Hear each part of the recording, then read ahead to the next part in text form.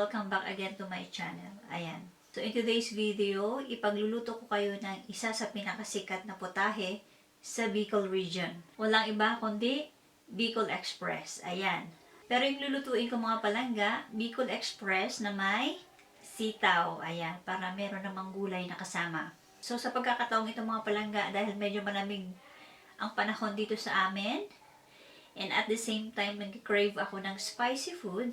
Kaya naisipan kong gumawa ng Bicol Express. Ayan. So, nais ko lang ipaalala na hindi po ako Bicolana. Pero mahilig po ako sa spicy food. And Bicol Express, yan yung isa sa pinakapaborito kong ulam. Ayan. So, tara na't sa aking mga ingredients, mga palangga, at ipaghahain ko na kayo. So, okay mga palangga, here are my ingredients for my Bicol Express with sitaw. Okay. So, I have green and red long chilies. Chinap ko siya ng ganito. Ayan. And meron din akong labuyo. Siling labuyo. Maliliit siya. And also ginger, onions, and garlic. String beans or sitaw. 2 tablespoons of sauteed shrimp paste or bagoong gisado. Yung luto na siya.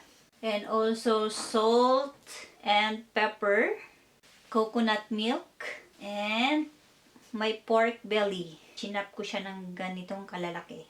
Okay? So, let's proceed to the procedures mga palangga. So, okay mga palangga, ito yung aking pan na paglulutuan.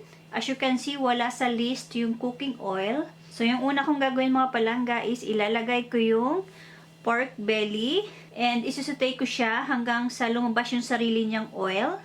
And then, yun ang gagamitin natin pang saute sa mga ingredients. Ayan.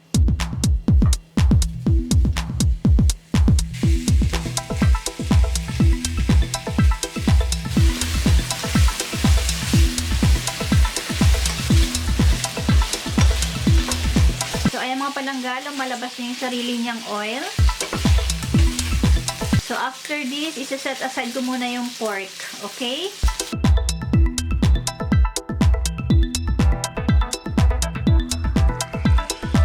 So, after kong iset aside yung pork, magigisa na ako using the oil ng pork. So, onions.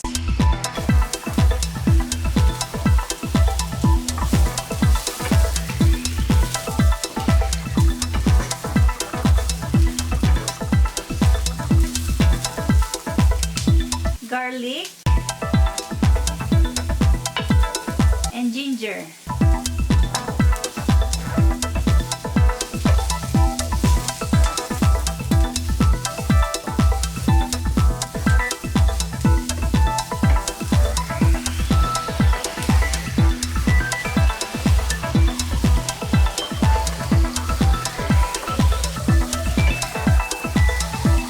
Next is, ilalagay ko na yung bagoong gisado.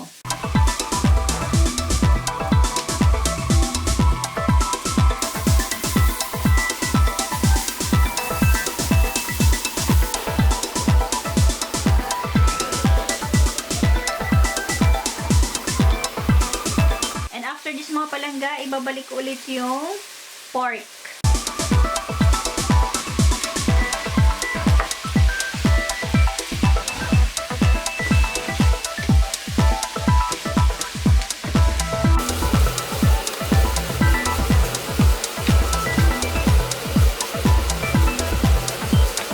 So, next mga palangga, lalagyan ko na siya ng coconut milk.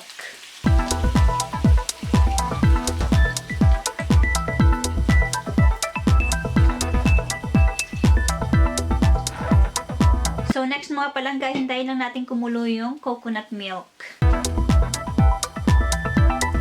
Pag kumulo na yung coconut milk, ilalagay ko na yung chilies. Etong tatlo to, ilalagay ko silang lahat.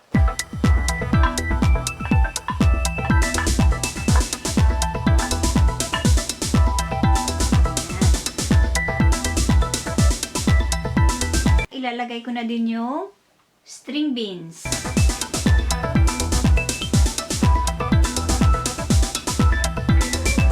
And then mga palangga, titimplahan ko siya ng salt and pepper. salt,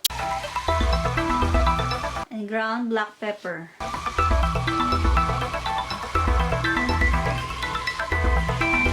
Imimix ko lang.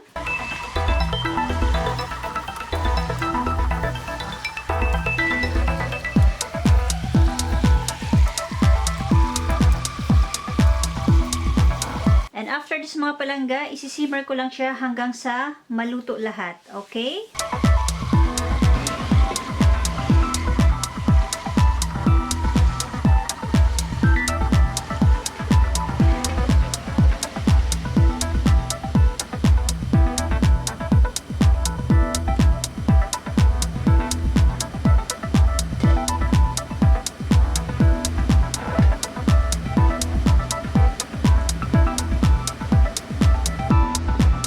Okay mga palangga, luto na yung aking Bicol Express na may sitaw.